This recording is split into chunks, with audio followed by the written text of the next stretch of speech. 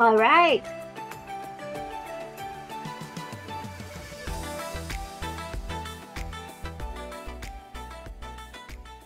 Okay. Good evening, everyone. Can someone tell me, people, if I'm coming loud and clear? Can you hear me? Give me a thumbs up. All right. Thank you so much for that, Jovi. Welcome, everyone. Good evening. Welcome to our CCG Optimal Health. This is actually just one part of our, of our program, community program brought to us by CCG Philippines, a leadership search and development company. So I would like to acknowledge the presence of our co-founder, Olivia Bernabe, all the way from Russia. Yeah, being a speaker internationally right now. So thank you so much for joining us. And everyone, thank you so much for joining us. You know, everybody can be on in the mall or actually having dinner with your family, or or just relaxing because it's a Sunday evening, and it's actually a good decision. Thank you so much for joining us tonight. Actually, this is very, very special for me, a very special talk for me. So I would like to share it to everyone. So please, if you have family and friends or relatives that needs this discussion and presentation today tonight, please be feel free to share it with them.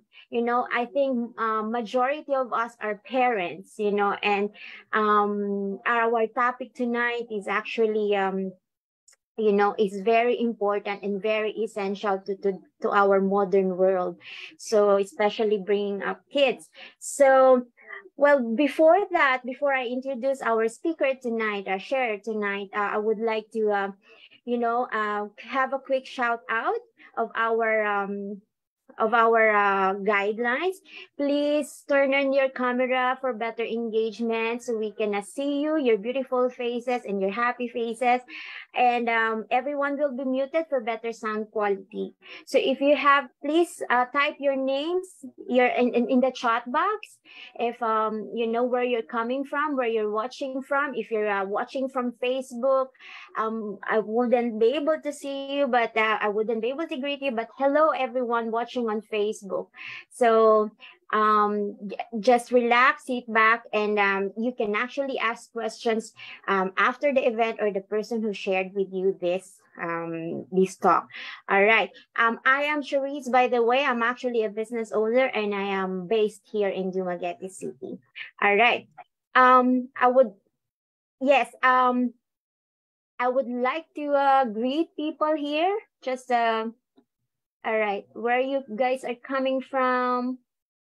Yes, we have our a co-founder of CCG, Ryan Fernandez, and we also have Titus Manuel. Good evening to all, based in Quezon City, and yeah, looking forward to this great session. Thank you, Titis. We also have Delio Nebsan all the way from Baguio City. So we also have Jane Banyas from Quezon City, and we also have from Cebu City, Maayong Gabi sa tanan. Yes, hi, Ayan. Hello. And we also have Jovi from Cavite. Good evening, everyone. Yes, excited to learn from our speaker. All right. And we have Alex and Monica from Quezon City as well. So we are like Luzon, Visayas, Mindanao here because our speaker is actually Dr. Chanda Uy is actually a pediatrician, and she's also a wellness coach. She is married to Dr. Gerardo, and they have two kids. Actually, being a parent as well, she actually going to share her insights with us on the latest research and trends and best practices related to childhood nutrition.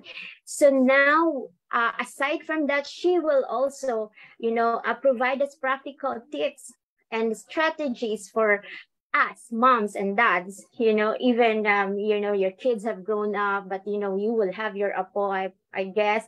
So, and caregivers to help our children, because according to studies, 1 out of 3 out of 10 children are actually obese. So it's not just going on in America, but in the Philippines also. So without further ado, I would like to call on Dr. Chanda Uy. Hi, Doc. Hi, Cherise. Good evening. Good evening. Is my audio okay? Yes, I can hear you loud and clear. Okay. Uh,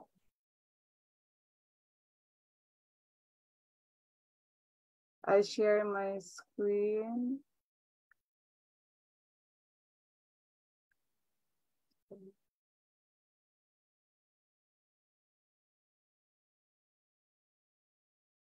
Wait. I'll wait for a while.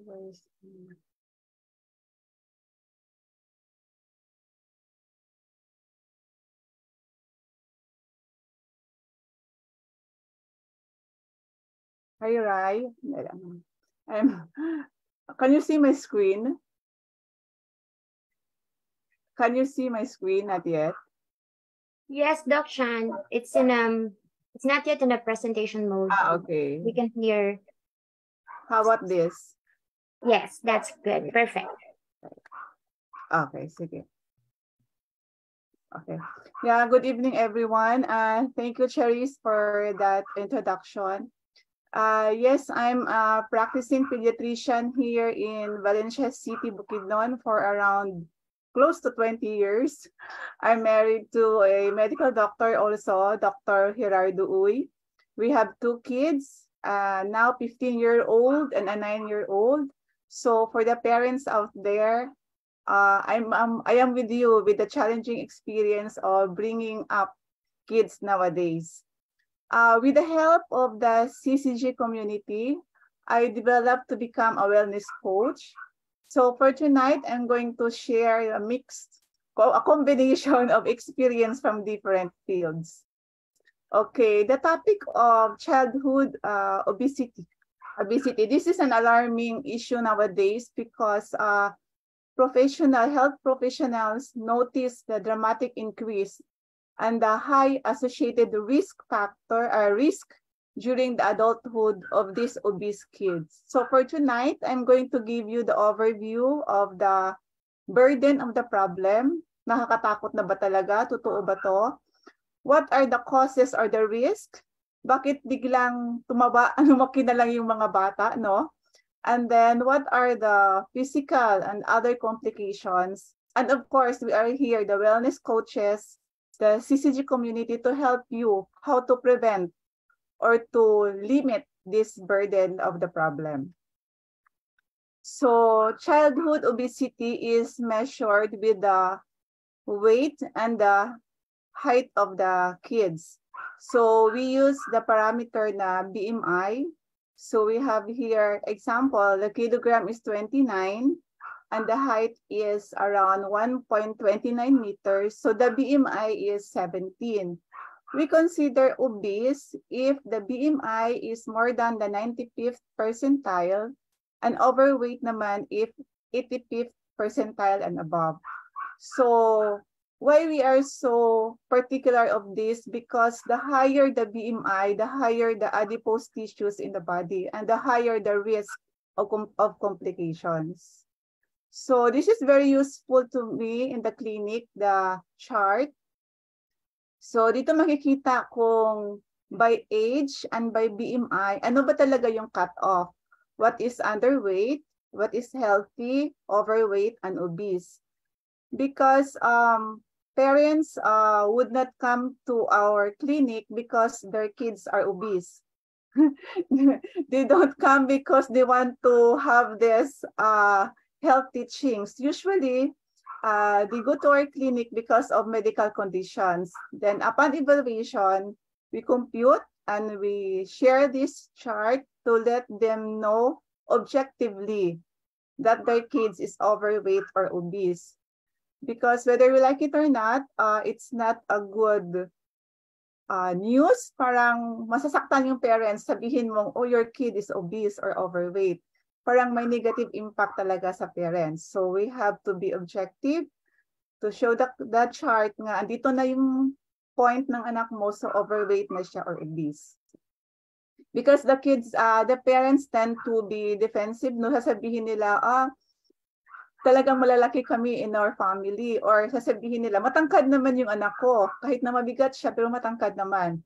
But when you show this graph, objectively, yes, your kid is obese or overweight, patahimik na sila.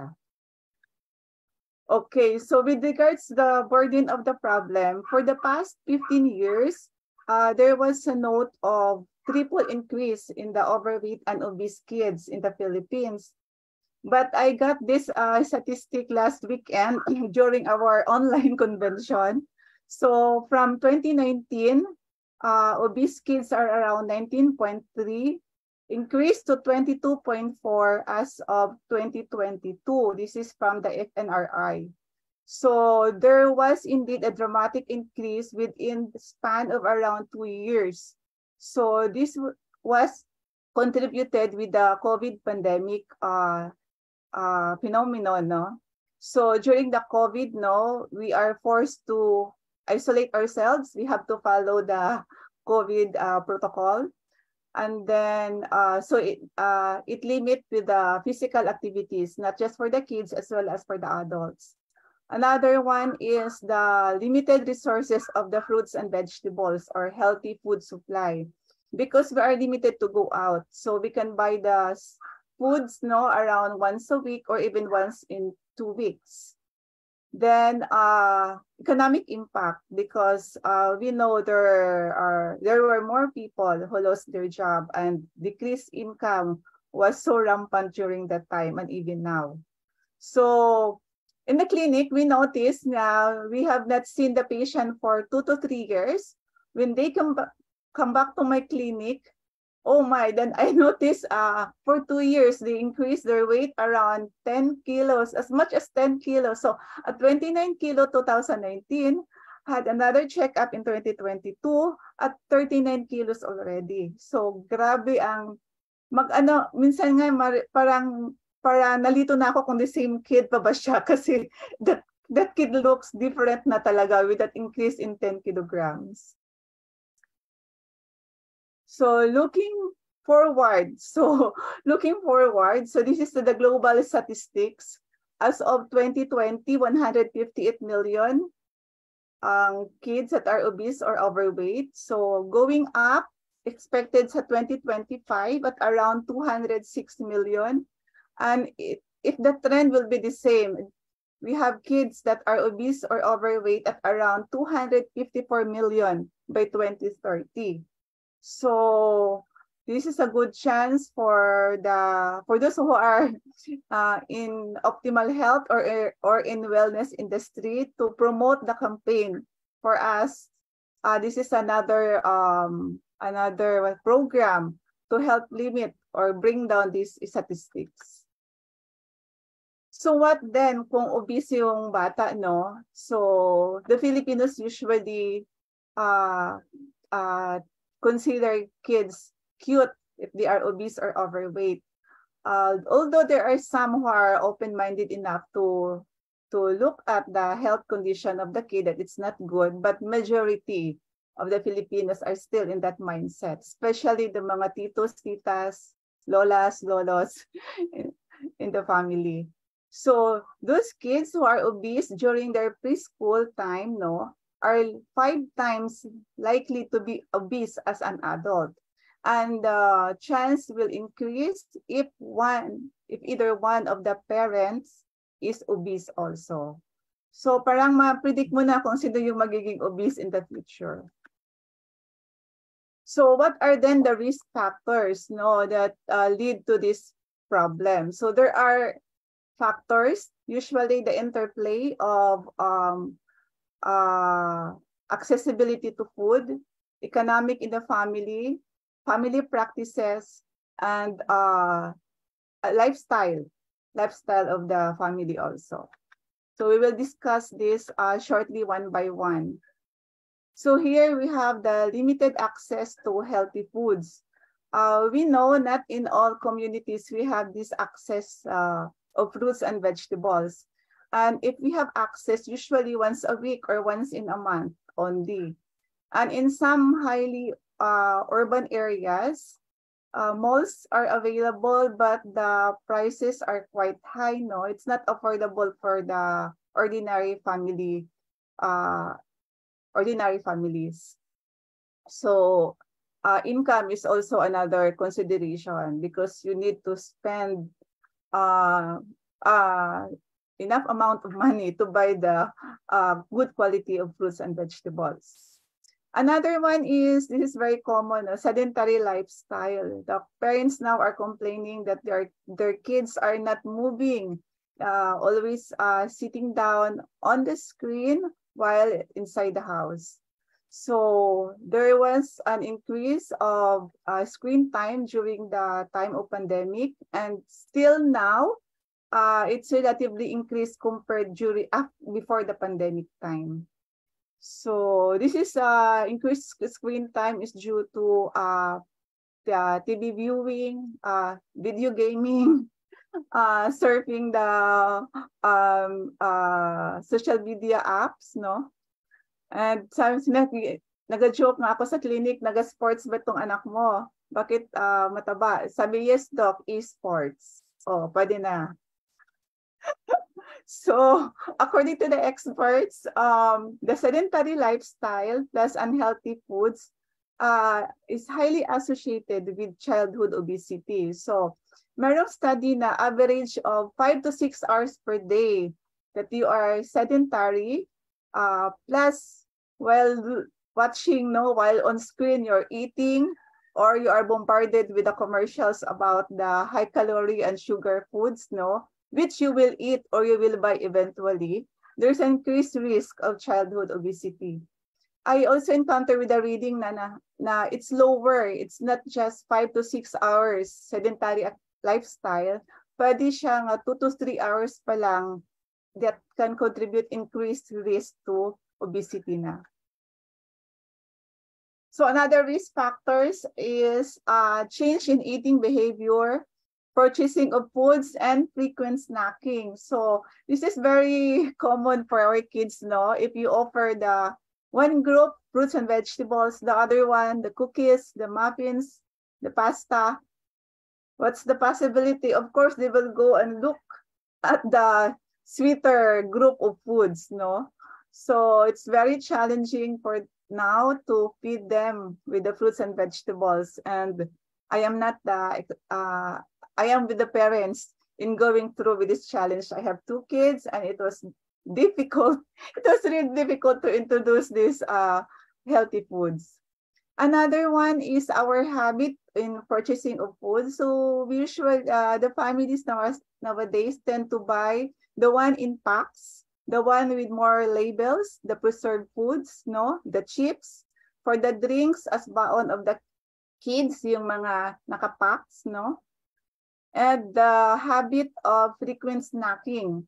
So the kids do not eat because they are hungry. They eat because it become a habit.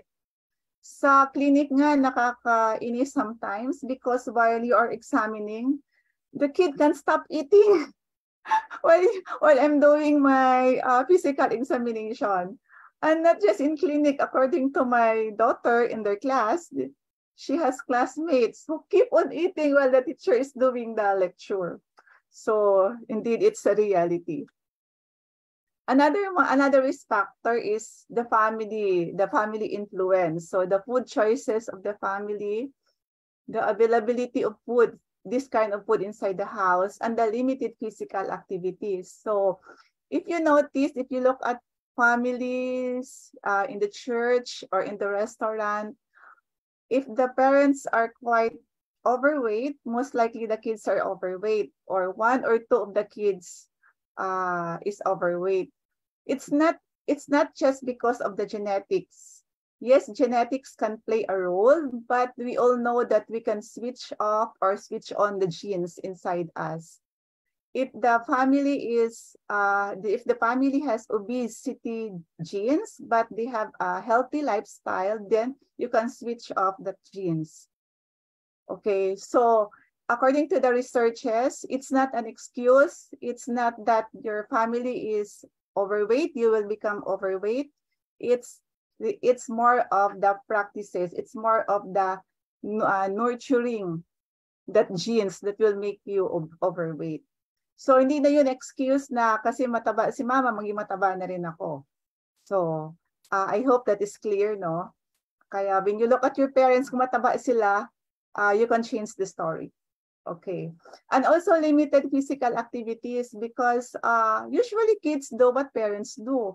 Kung hindi naman sports-minded, hindi naman sila, they don't move, so also the kids. So that's why they don't inherit it, but they follow their parents around. Another stress is the form of personal, parental, or family stress. Maybe especially the adolescent now, no, they are bombarded with critics or some comments, some not good comments from their parents, no? Sinisisi sila, what happened to them. So that's a form of stress. Baka nga yung parents pa yung stressors ng mga kids. So the kids tend to overeat to cope with the stress or boredom. Yung sinasabi ko kanina, kumakain sila kahit hindi sila gutom. So what will then happen to these kids, to the preschooler that are obese after 10, 15 to 20 years? They will experience these complications. Not all of them, but they are on the higher risk side. So nakakatakot tingnan ang picture because it almost involved all organs. So I will discuss the more pertinent ones. So about the lungs, no, they usually develop asthma. Why? Because adipose cells tend to secrete more hormones that will subject you to hypersensitivity or allergic reaction. So for the liver, because we know if you are obese, you will have the non-alcoholic fatty liver disease. There is increased adipose cells in your liver that will then develop to cirrhosis and eventually liver cancer. Gallstones because of the increased triglycerides and increased cholesterol. How about for the bones? Usually the joints, they will suffer arthritis, no, or growth plate abnormalities because of the weight load that the joints are subject to. So how about the heart problem? So they will have hyperlipidemia, increase in bad cholesterol. This will then develop to high blood pressure, heart attack, or stroke. So these conditions are not usually found during 10-year-old duration or during 15, but usually after mga 15 to 20 years, they will have this complications. So a 10-year-old that is obese will most likely become diabetic or hypertensive at around 25 or 30 years old. So nakakatakot. Sa pancreas, they will develop the type 2 diabetes. So then the hormones, we have here the early puberty, the metabolic syndrome, the polycystic ovarian syndrome. Why? Because the excess adipose cells in our body will react as an organ and will secrete the sex hormones. So early pubertal age, nowadays it's common to have girls less than 10 years old, around 9 years old. They have their first menstruation na. Before, that's around 12 years old to 14 years old. Now they are now the age is getting younger. So metabolic or yung polycystic ovarian syndrome, we have more cases for at around 20 years old, they have this polycystic ovarian syndrome. What else? So aside from physical and social complications, meron ding social and emotional complications. No, why? Because obese kids are usually experiencing bullying in school. So na bubuli sila, na fatty and etc. and piggy. So that will usually result to anxiety, depression, and other negative effects.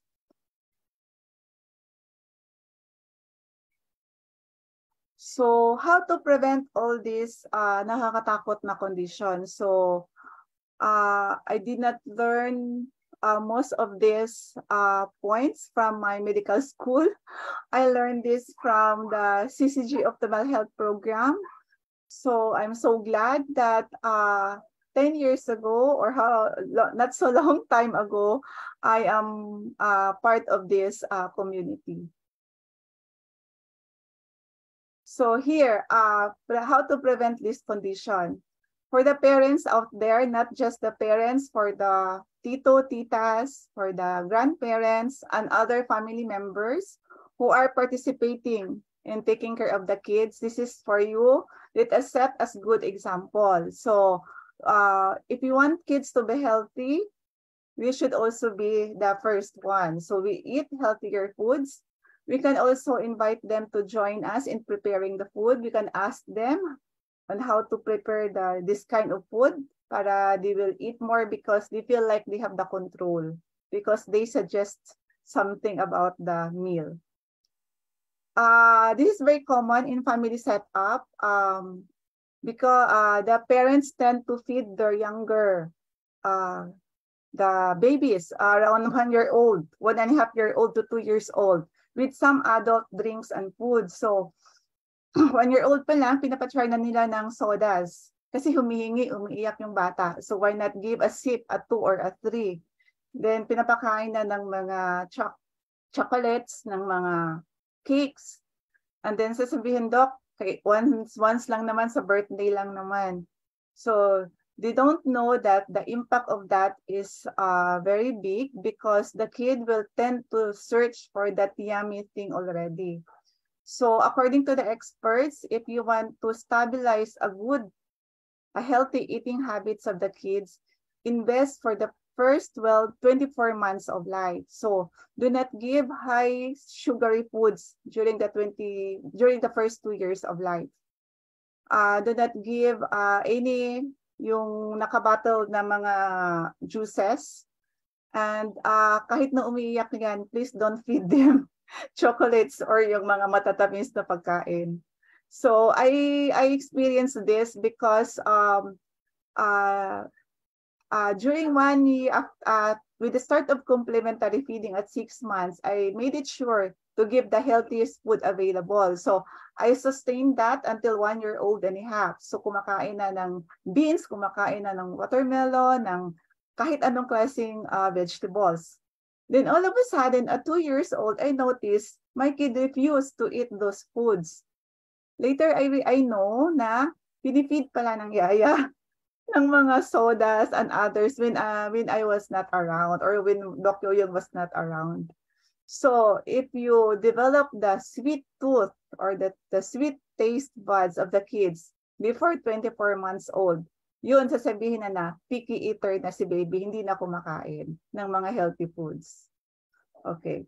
So next is the availability of healthy foods. So this is a very nice picture for me because this is ideal, no? At home, if you have like this fridge, no, when the kid will open up the fridge, she has no other options but to eat fruits or vegetables. Okay, because usually the common here in the Philippines, what's inside the ref? The sugary foods, no? The cakes, the muffins, yung mga baon na mga liquid drinks na yung mga easy to drink na lang. So for the parents out there, this is a good practice to start. Then if the kids cannot eat all these fruits and vegetables, supplementation is I highly recommend. Another one, since our clients are kids, we need to have more patience and be initiative in serving the food. So according to the experts, to the gastroenterologists, when you offer the food, do not give up. If the kid refuses once or twice, according to them, you have to at least offer it 10 times or more in different presentations. Okay, so it doesn't mean that they refuse to take it and on the 6th time you failed. Keep on doing it until the kid will take that food. So we cannot offer the kid the plain bread and cheese. You can make it like this way. Why not? No, a cat and then a plain boiled egg to look like this, a mouse. Then carrot, para hindi siya boring, we can shape it like a flower. So let us be initiative and be creative in serving the kids. Yung iba pa nga, di ba, with all the sounds when you feed the kids, para lang siya kakain ng fruits and vegetables. So this is just a guide for the parents out there on how to feed the kids. So dapat 5 to 7 servings of fruits and vegetables per day. Sabi ko sa mga parents, not just during the Christmas, not just during the birthday, this is supposedly 365 days in a year. Okay, then going up, followed by the carb sources, then the milk or the cheese, then the proteins, in very small amount, yung oil, and take note sa taas, not every day. Yung cookies, sweets, chips, then yung sodas. What happened usually is baliktad, no? Nagiging everyday ang sweets, then nagiging once in a while ang fruits and vegetables. So from the diet practices alone, we can predict that there is, yes, malnutrition in terms of obesity and overweight in our kids. So why need to take the different colors of fruits and vegetables? So the recommendation is to give the 5 different colors of fruits and vegetables. Why? Because different colors, different nutrients, and different target organs in our body. So yung red, para sa heart, eye, and skin. Yung green, digestive health. Yung yellow, yung orange, eye, and the immune system. Then antioxidant naman yung more on the purple side. So what if sa green pa lang, ayaw na talaga sa bata? So then there is malnutrition in terms of micronutrient deficiency. So another prevention method is to choose non-food rewards. So, di ba, most of the time, if you get good in your exam, if you will get a medal, I will treat you to this coffee, this fast food, you will give you cake, chocolates, and etc. So the recommendation is to make it non-food rewards. So what are the options? Time-based or money-based. So time-based, example, for the teenagers, you can allow him or her to spend another 30 minutes to play with a video game, to visit her or his friends. And for the little ones, another hour to play with daddy, basketball or anything. So for the money-based, why not buy things that the kids is fond of? So example, mahilig siya sa craft, why not buy some pencils, colored pens? Mahilig siya sa sports, why not buy some materials or like mga gamit in sports? Ang recommendation is as much as possible, avoid toys because that has a negative effects in the long run. Another one to prevent obesity is enough sleep time. So to make it parang simpler lang, no? Kasi parang ang daming numbers. For our elementary kids, so minimum at least 9 to 12 hours or 10 hours for elementary. For high school, like adults, 8 to 10 hours. So less than that, what will happen? There is increase of the hormone ghrelin. Yun yung hormone that will make you hungry. So whether parang kumakain ka naman but you still feel hungry because of the hormone, because of the lack of sleeping hours. So usually this is a problem in our high school students. So mga parents, galit na talaga. Parang gusto nila magpareseta ng gamot para matulog yung anak nila. So they usually sleep around 6 hours lang, even 4 to 5 hours. Some, not because of studying the lesson, but some is they are surfing the website or social media use during the nighttime. So here, another one, how to prevent this is through physical activities for kids. So for the preschoolers, around 3 hours per day. Yes, 3 hours per day. For elementary up to high school, average of 60 minutes or 1 hour per day. So this, I think this is not quite a problem now with the face-to-face classes, but this was a problem during the pandemic. So for the preschoolers, please let them run, move around for around 3 hours per day. That's normal for them. The responsibility of the parents is to provide safe environment for them, no? Safe na with regards to the exposure to the sunlight, safe that there's no cars that are passing by, no? Nakakatakot, baka masagasaan pa. And then for the elementary and high school, encourage them to play while in the school. So you can bring the kids earlier, mga 30 minutes early from the start of the class, and you can pick up the kids mga around 30 minutes late para they have time to play with their classmates. So as I have mentioned, no, if you cannot feed the kids with the different fruits and vegetables, I highly recommend supplementation. I have 2 kids. They're taking this for the past around 10 years already, no? So we are partnered with Nutrilite, the supplement that will provide you with real nutrients, vitamins and minerals, and phytonutrients from the fruits and vegetables. So for the less than 12 years old, we have the chewable. So it's not a challenge to how to take it because it's chewable. So in one tablet, there's already it already contains the nutrients from 5 to 6 fruits and vegetables. Another one is the concentrated fruits and vegetables. I can't imagine to feed my kids with the tomato, with the raspberries, rosemary, and others, no.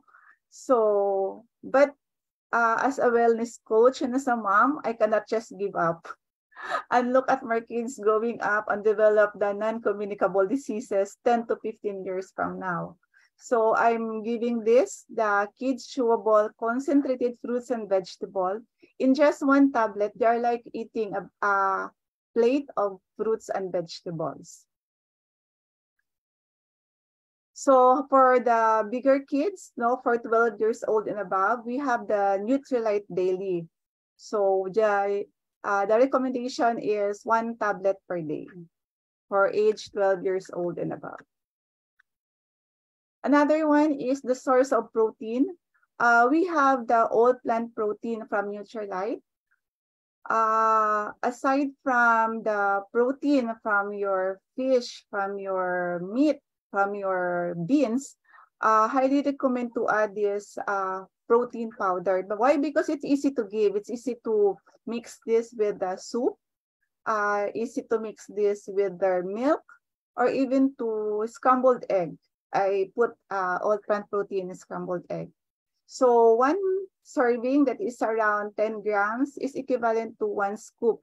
Or the protein is equivalent to or even more in 1 egg. There are some kids that they don't like to eat meat, no, because it takes time. They don't want to chew, they just want to eat fast. So this all plant protein powder is a good alternative. Okay, just to share, this is my picture during my elementary days. While I was preparing this presentation, I remember I was overweight pala nung elementary. So I asked my mom, 80-year-old mom, to take a picture and send it to me.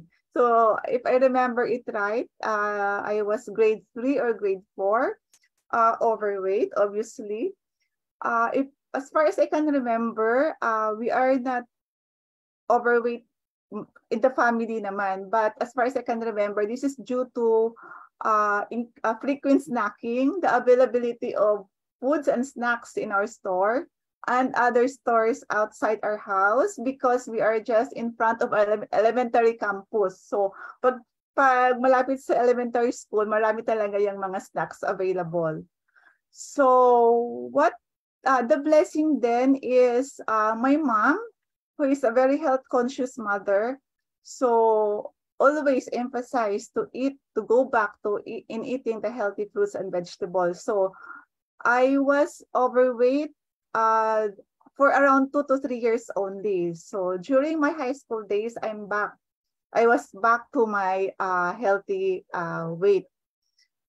So the lesson there is the big impact of the family influence, and the impact of the parents as a role model for their kids. I think that's it. Okay. So for the parents, no, kids always need a role model. So let us do it first in ourselves. Then later we can teach the kids and follow us. So this is a very good program, so that we can help nurture our kids nowadays to be the healthier adults in the future. I think that's it, Charis. Okay.